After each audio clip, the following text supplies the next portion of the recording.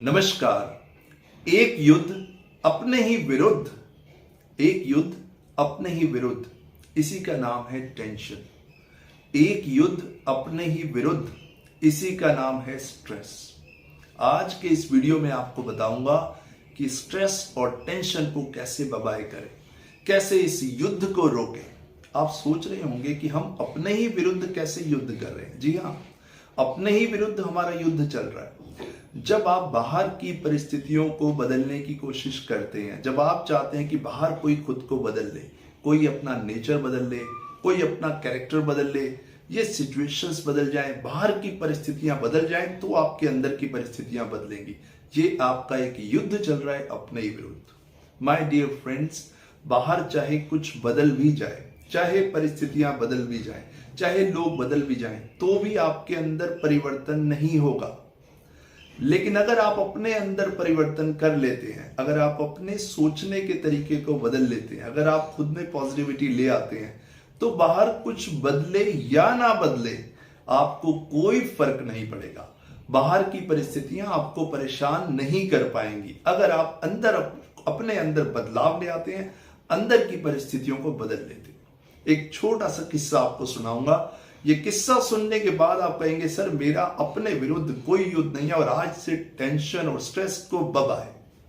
एक आदमी जो रोज मंदिर जाता है, 1 साल से मंदिर जा रहा होता है, और जब भी वो मंदिर जाता है तो वो मंदिर में देखता है कि कोई फोन पे बात कर रहा है, लेडीज गॉसिप्स कर रही हैं, बच्चे शोर मचा रहे हैं। 1 साल वो रोज जाता है और बहुत परेशान होता है। वो पूजा नहीं कर पाता, अपना ध्यान नहीं कर पाता।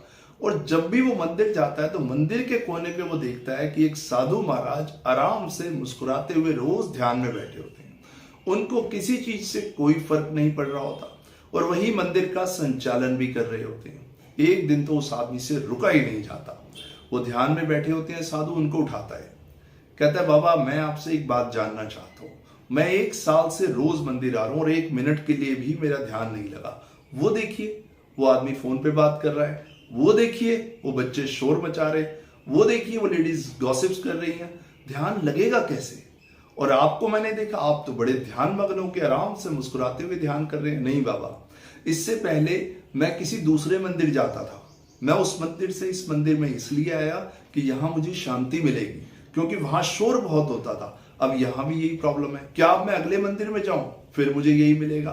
तो आप मुझे ये बताइए कि इतनी प्रॉब्लम्स के बीच में आप ध्यान कैसे कर लेते हैं, कैसे आप इतनी शांति के साथ बैठे हैं, मैं जानना चाहता हूं। वो साधु बाबा मुस्कुराते हैं और कहते हैं, ठीक है, कल सुबह जब आप यहां इस मंदिर में आएंगे, सब कुछ आपको बदला हुआ दिखाई देगा, सब कुछ कल बदल जाएगा और फिर आप देखेंगे कि आपका ध्यान में भी मन लगेगा।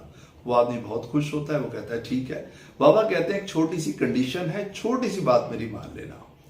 जब मंदिर के अंदर आप आने लगे, उससे पहले एक दीपक जला लेना और ध्यान रखना, इस बात का खास ध्यान रखना कि जब आप दीपक जला के मंदिर के अंदर आएंगे तो वो दीपक बुझना नहीं चाहिए जब तक आप मेरे पास तक नहीं पहुंच जाएंगे। वो बहुत बड़ा मंदिर होता है। वो कहता है, ठीक है। अगली सुबह वो उस मंदिर के बाहर पहुंचता है और एक दीपक जला लेता है और उस दीपक को पूरी तरह ध्यान लगाता है कि कहीं ये दीपक बुझ ना जाए। अगर ये दीपक बुझ गया तो साधु बाबा मुझे ये नहीं बताएंगे कि ध्यान कैसे लगाया जाए।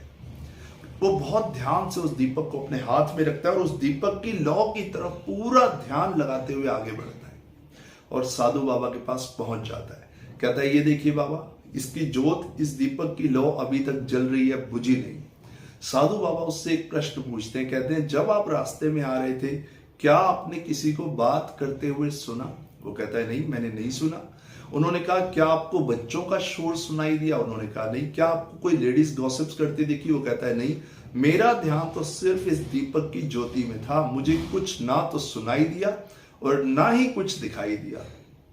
तो बाबा कहते हैं, ये जो आपके अंदर की ज्योति जल रही है, जब आपका ध्यान इस ज्योति पे लग जाएगा तो बाहर की तरफ आपका ध्यान जाएगा ही नहीं।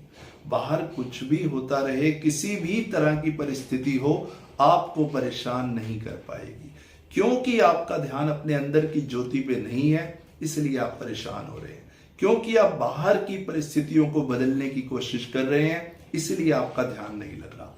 अपना ध्यान अपने अंदर की ज्योति पे लगाएंगे और इसी को ही ध्यान कहते हैं। बात उस आदमी को समझ आ जाती है कि मैं सारी दुनिया को बदलने चला था और बदलाव की जरूरत मेरे अंदर थी।